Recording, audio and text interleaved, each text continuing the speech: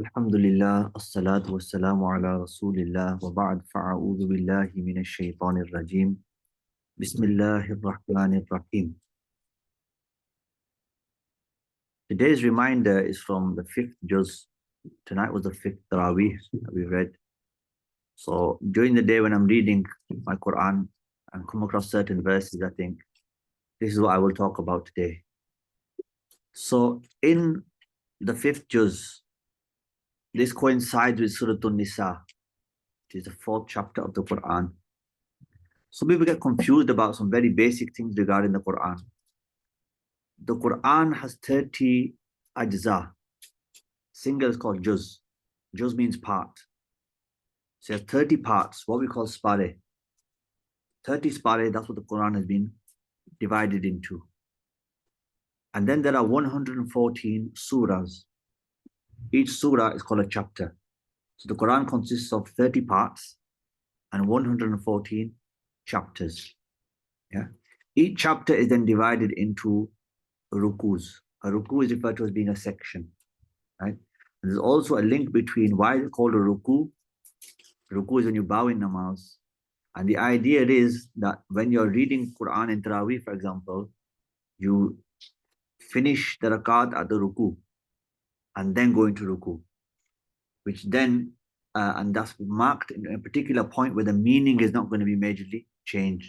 Like you're not stopping in the middle of something that Allah subhanahu wa ta'ala is saying. It stops at a proper point, then it goes on to another point. So this is how the sections are broken down. So Surah An-Nisa is chapter of the women, chapter 4. And this chapter, Allah subhanahu wa ta'ala mentions various rules regarding women. And in this, the topic of marriage comes as well. So because we've got some young people here, we're going to be getting married, inshallah, in a few years' time. It's important to be learning about what Allah subhanahu wa ta'ala is saying about marriage. Allah subhanahu wa ta'ala recognizes that there will be ups and downs in the relationship between husband and wife. Why? Because you were two separate people, now you're connected.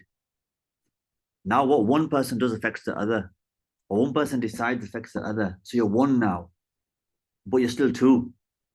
So there's going to be conflict, right? There was one family that you had before. Now you've got another family, the in-laws. Now there's going to be some conflict. There's going to be ups and downs. The more people are involved in your life, the more issues there's going to be. When it's just you involved in your life, then it's different. When there are more, your wife's involved in your life, your children are involved in your life, your parents are involved, your in-laws are involved. There's so many people involved in your life. People who you want involving and people you don't want to have involved. So Allah subhanahu wa ta'ala recognizes that there'll be ups and downs between husband and wife. And the Islamic instruction is when there are ups and downs, the husband and wife deal with these by themselves without anybody else knowing. But the children shouldn't know that mom and dad have fallen out with each other, they've had an argument or whatever. You could be having an argument 1 minute and your child walks into the room and they can't even tell because it's disguised from them. Because you don't want, this can develop into trauma for children. That if they're hearing the parents arguing and shouting and all of that kind of stuff, yeah. So they don't know. No one should know what problems you're having. You should just be dealing with them because everyone has issues. And I've spoken to big muftis and they laugh and joke in private and they say, you know what, we all get it in the neck. You might look at Mufti Saab who's got a big Imam Ashrif on, big beard, and you think he's probably got everything boxed off and his buddhi probably says nothing to him. Even the Mufti Sahib will tell you, even I get it in the neck. We all do. Doesn't matter how much of a big Mufti you are. Doesn't matter how much, people respect you and kiss your hand or whatever. Everybody gets it in the neck. There's no exception to this. So when the husband and wife have issues and there's conflict between them that they are not able to resolve, should they continue in the conflict or should they seek a resolution? Allah subhanahu wa ta'ala wants them to seek a resolution because He doesn't want us to live a life of conflict. Right? So Allah subhanahu wa ta'ala then says, if you fear conflict between the two, meaning as family members or as people who are aware, or generally if you fear, or you're one of the two people, and if you fear there's conflict between the husband and wife, then Allah subhanahu wa ta'ala says, send an arbitrator from his side and send an arbitrator from her side. So I mean two Siane Bande, one from one side, one from the other side. Not the whole Biladri from one side and whole Biladri from the other side. And Sare Chota, that makes things worse. Or her sisters and her mom and her aunties and her hale, hala and her halu and Sare Ajao. No. Allah subhanahu wa ta'ala is saying, Hik banda us paas yun, an arbitrator, and one person from the other side should sit with both the husband and wife. And an arbitrator job will be then to listen to both sides. So one person from each side, listen to both sides, and then judge between them.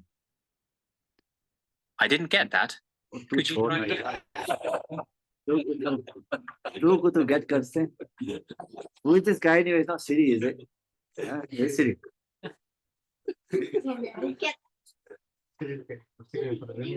So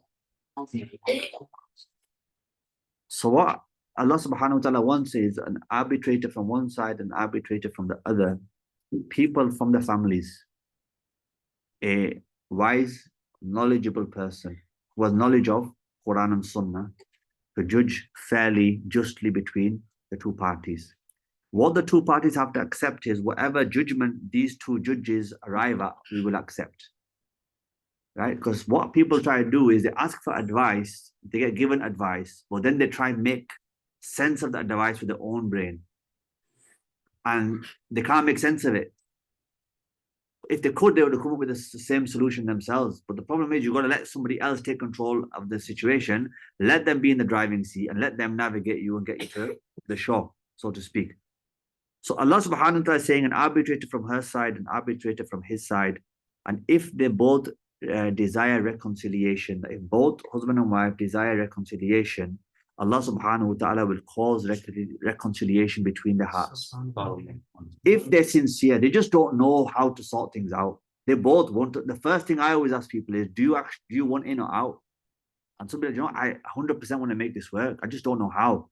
I just don't know where I'm going wrong or what's going on or where the problem lies. If the problem is with me, then I'll fix it, whatever. So Allah subhanahu wa ta'ala, if they genuinely want things to work, Allah Almighty will find a way for them and make it work for them. Allah will reconcile and bring their hearts together. Then Allah subhanahu wa ta'ala says, indeed, Allah is ever knowing and acquainted. Allah is fully aware of everybody's situation, everyone's intentions and what's going on. So what Allah Almighty is mentioning here is an arbitrator from both sides. Now the state of our community and situation is now that whenever I speak to someone and they're saying, oh, we're having problems, I say, look, you need a family member. According to Quranic instructions, you need a family member from each side to sit down. Is there anybody? And what's usually the answer? There's nobody. Should be the dad who's a Siana. Oh, no one can talk to my dad. My dad just flips. That's not a good quality to have, to flip. Dad should be the one who's in control, the calm one, the principled one, the just one in the household. Not just dad's a hothead. What about mom? Or mom just gonna go crazy. Right? She'll start screaming and all sorts. What about anybody else? Or there's nobody. Like we're in a situation where there's no one in our families who is wise. And if they are wise, they're not just. And if they are just, they're not knowledgeable. You know, every family should have a number of people within it who are able to just look after the family in this way and ensure that if there are issues, they're able to get involved and resolve them. But we're in a culture now that everyone wants to mind their own business. Nobody wants to listen to anybody else. Nobody wants to take anybody else's advice, which is why people continue in the mess that they're in. And the problems get more and more. And then each generation, there's just more and more problems. There's more problems now, like mentally, emotionally, trauma-wise than there's ever been before. And this will only continue. Why? Because again, we distance ourselves from the teachings of the Quran and Sunnah. So Allah subhanahu wa ta'ala here is mentioning a process. He is not saying just persevere or be patient or just put up with a bad situation. Allah Almighty wants people to look for a resolution, come to a resolution. Where then someone does not have someone to appoint and bring forward and to resolve, then they could seek like marriage counseling, an independent person who they're willing to listen to. But then there are other problems involved with that because nobody wants to listen. Everybody wants to do what they want to do or see what they feel is right, which is why the problems are where they are. But Allah subhanahu wa ta'ala is saying this, that if there is a conflict, everybody has conflict in their marriages and relationships, but it's managed. If it's managed, it's not too damaging. If it's not managed, then it can become damaging, right? And there's something that a lot of Maulvis are well known for. When someone says, I'm in trouble, I'm having trouble in my relationship, I'm married, they'll say, just have sabr. Have sabr. Allah subhanahu wa ta'ala is not saying you have sabr, that if you fear conflict between them, tell them to just be patient. No, if there's conflict, then tell them to appoint someone from each side and resolve the issue. And the other issue, the last point I'll mention here is this, that most people go into marriage without knowing what marriage is. You know, 5 years into the marriage, they'll say, I've come to you to find out my role and responsibilities. But you've been married 5 years, what you've been doing? You've been pretending like you know what marriage is. You've been doing what your sister told you to do, or you've been doing what your cousins do, or you've been doing what your mom and dad have told you to do, what you've seen from them, or what you've seen on EastEnders, Coronation Street. And you think, I'll just follow the same, and that's what a marriage is. You have to study what marriage is before you go into marriage, so you know what your role is, what your responsibilities are.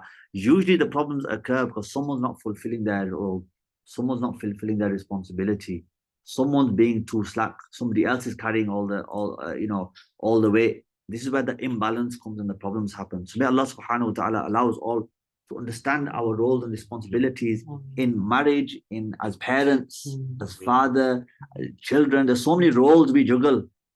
We juggle so many roles. Like at the same time, you're a father, but you're a son. You're a husband, you're a brother. All of these relationships, you're balancing at the same time. And the Prophet ﷺ has taught us how to manage these relationships and how to be. So may Allah Almighty accept our gathering. Wa akhiru da'wahum alhamdulillahi rabbil alameen. Allahumma salli ala sayyidina wa maulana Muhammadin wa ala ali sayyidina wa maulana